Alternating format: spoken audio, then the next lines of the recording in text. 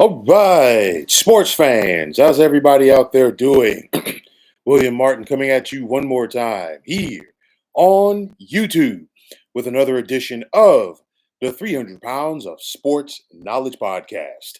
So last month, the New York Knicks shocked the basketball world when they decided to fire head coach Tom Thibodeau after he had just led them to their first Eastern Conference Finals appearance since 2000.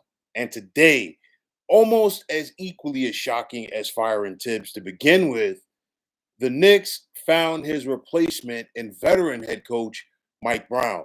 Now, the Knicks will be the fourth different team that Brown has coached, as he was previously the head coach of the Cleveland Cavaliers, Los Angeles Lakers, and most recently the Sacramento Kings, who fired Brown after a 13 and 18 start this past season.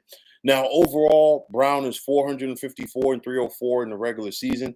And each team that he has coached, he's taken them to the postseason at least once. Okay. But, and I've been saying this for a while, and I'll really say it now. If you are the Knicks, why fire Tom Thibodeau only to hire Mike Brown? And the question is for me, is Mike Brown truly a better option for the Knicks at head coach than Tom Thibodeau? And honestly, I'm going to say no. Okay. At the end of the day, you look at, and this is a mess right now, as far as I'm concerned. And I said it when they made the decision to fire Tibbs. This falls into the lap of that petulant child on 7th Avenue and 33rd Street in James Dolan, the guy who owns the Knicks. Now, Dolan took it upon himself to sit in on the team's exit interviews with the players after the Knicks were eliminated by the Indiana Pacers last month. And when Dolan heard multiple players complaining about Tibbs, he and he alone acted to move on from the head coach after 5 years in New York. Now, one thing for me, why wouldn't cooler heads have prevailed at the Garden with Dolan simply talking to Tibbs and saying maybe, hey, possibly finding a common ground, maybe saying, hey, Tibbs, maybe we need you to work on X, Y, and Z. Now, I'm not saying that didn't happen, but if it did and Tibbs was unwilling to make some adjustments, okay, clearly you move on. But nonetheless, this still just sounds like a guy in James Dolan who jumped the gun and moved on from a solid head coach. Now, yes, you could make the case. Tibbs has been a guy who's been known to wear out his welcome, but you're clearly mistaken if you think Mike Brown is going to be anything different. And honestly, one could make the case today that the Knicks got a little worse. All right. You look at the Eastern Conference, it's going to be wide open next year. All of the injuries, Tyrese Halliburton, Jason Tatum, the Celtics trading Porzingis to Atlanta. Okay. The Knicks are right there, or should be right there in the mix to get out of the East. But I really don't think that they got better and they came closer to making that reality next season by bringing in Mike Brown. You know, like I said when the Knicks fired Tibbs, and I'm going to say it again right now. This is the equivalent of a guy breaking up with a lady only because he felt that he could go out there and get somebody hotter. Well, the Knicks attempted to do that. Okay. They fired Tibbs, and their plan was let's go out here and get ourselves an established coach who is employed by another NBA franchise.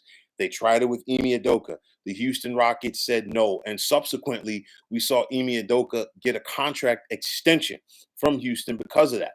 The Knicks were also rebuffed by both the Dallas Mavericks and Minnesota Timberwolves in their attempts to court Jason Kidd and Chris Finch, respectively. And the Knicks kept getting turned down for a prom date.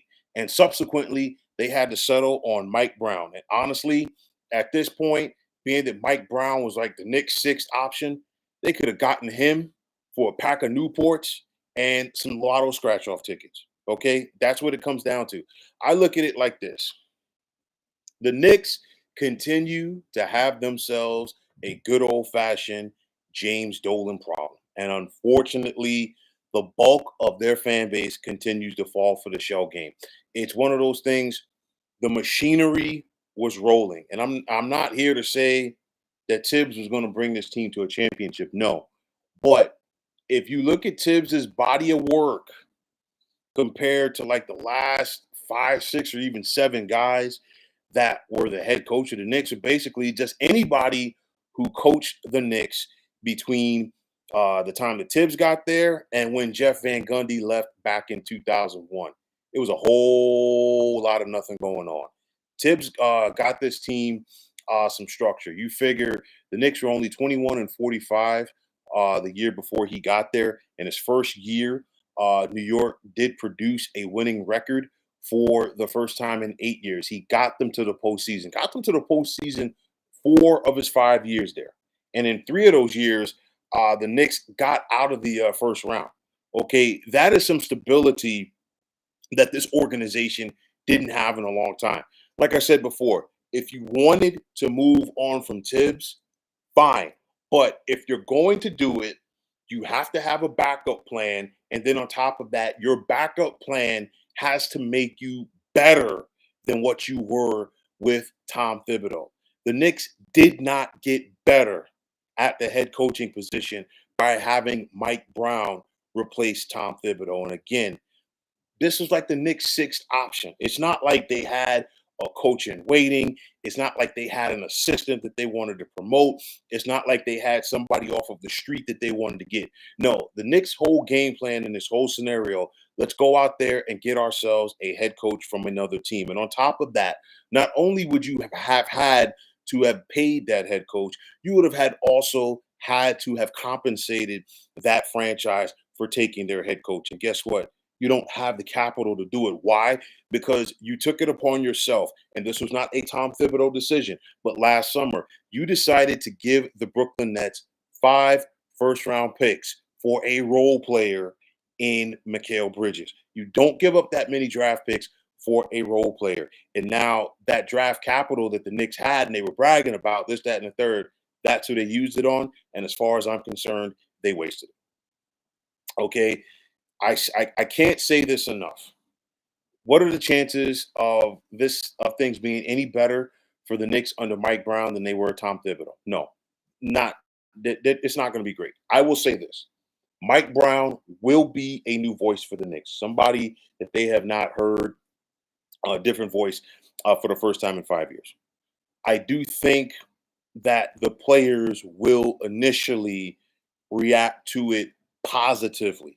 But again, Mike Brown is a guy who wears out his welcome and he wears out his welcome relatively quick.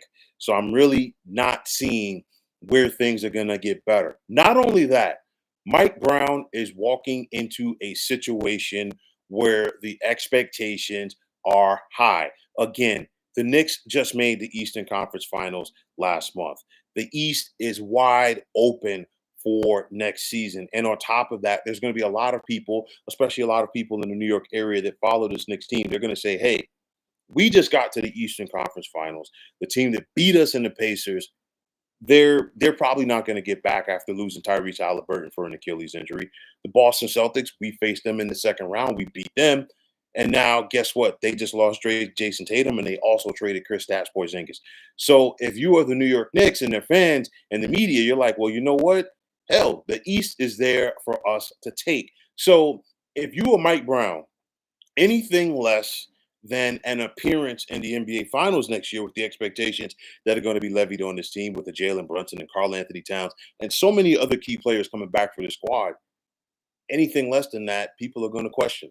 Okay. And I just don't see Mike Brown as being the guy to live up to it. Again, James Dolan is a guy he simply cannot leave well enough alone. And just when you thought it was okay and the Knicks were turning the corner as an organization, last month happened and today happened as well. I can't say this again, and please forgive me if I'm sounding like a broken record, but the New York Knicks are not a better team with Mike Brown as their head coach in comparison to Tom Thibodeau. I am not up here saying Tom Thibodeau is Phil Jackson or Larry Brown or Pat Riley. No, Thibodeau is still a good head coach, and I still believe that he was a better option for the Knicks than Mike Brown. Like I said, if you're going to move on from Tibbs, fine, but you better go out there and find somebody who's better than him. The Knicks did not do that, and ultimately they're going to fall for it. They're going to pay for it, and it's just one of those unfortunate things with James Dolan leading the way.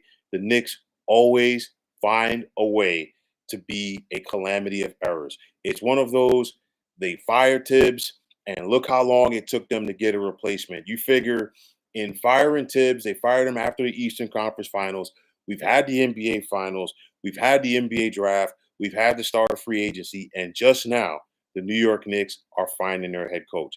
That right there shows you that it was a mistake by the Knicks to move on from Tibbs because it took so doggone long for them to find his replacement. But at the end of the day, great teams and great players don't win championships. Great organizations win championships. And when you have a screwed up owner in that owner's box, guess what? It is very difficult to overcome that. That is what the Knicks are dealing with. Like I keep saying, they have themselves a good old fashioned James Dolan problem. And as long as James Dolan is calling the shots on 7th Avenue and 33rd Street for the Knicks, they're going to have issues trying to get over that hump. James Dolan struck again. He got impatient. His petulant child came out for the world to see. He moved on from Tibbs, and the best option for him was Mike Brown. I'll just leave it there, folks. Uh, these issues for the Knicks, they simply go out there and they continue to right themselves because they find a way to screw up. I cannot say this enough. Mike Brown is not a better option at coach for the Knicks than Tom Thibodeau was. If you're going to fire Tibbs, you better find somebody better than him, and Mike Brown ain't the guy. So good luck, Knicks. I'm not holding my breath on it, but let's see if Mike Brown can prove me wrong. But folks, that is going to wrap it up. And as always, I want to take this time out to thank each and every one of you for checking out the 300 Pounds of Sports Knowledge podcast here on YouTube. And as always, if you like what you heard and saw in this podcast, you know what to do. Please feel free to hit that like button as well as subscribing to this channel. And like I always say, it is greatly appreciated. Also, if you're on the X, formerly known as Twitter, please feel free to follow me at 300 Pounds of Sports. And like I always say, if you give me that follow, I'll give you that follow right back. There's also the sports discussion group on Facebook at the Sports Depot 365, and you can check it out. Drop a line and be a part of one of the better sports groups going on social media. Just like it is on the X, you can also check me out on Instagram at 300 Pounds of Sports Knowledge. And you give me that follow, I will give you that follow right back in return. But until next time, fine folks, my name is William Martin. I'm signing off, and I'm saying thanks once again for tuning into the 300 Pounds of Sports Knowledge podcast here on YouTube. Be well, everybody.